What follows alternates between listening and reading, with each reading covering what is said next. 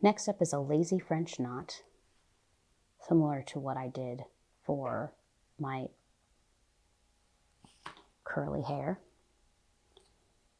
Here I am going to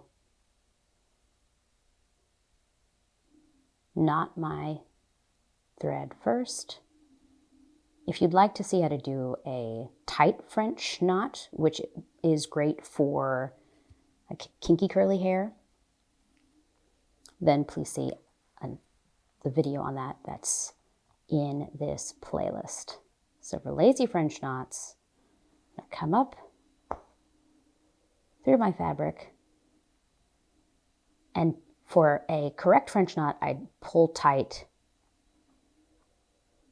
before I go through. For a lazy French knot, I'm going to wrap a couple times, maybe one more extra than normally I would do, and then leave my floss slightly loose on my needle.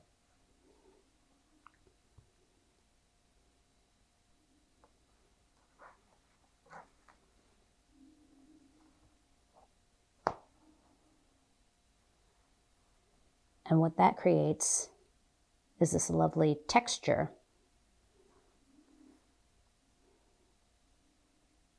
When they are done close together in a series, then you end up with a full head of curly hair. And depending on how curly your hair is, you can vary how lazy you are about your stitches. You can also come straight up through the curls. I found this variation of either coming right next to it or going through some of the other curls that helped me to get a more accurate representation of my own hair when I was creating the sample.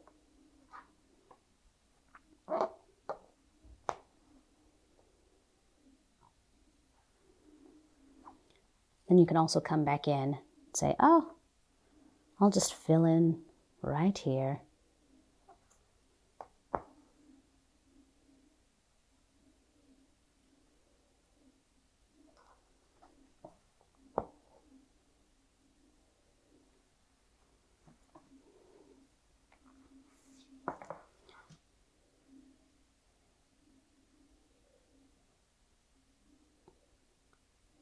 And I'm going to do a correct French knot on the back, but come through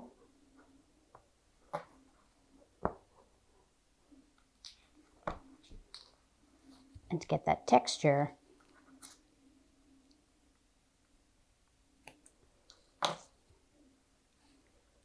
similar to some of the curls, like that.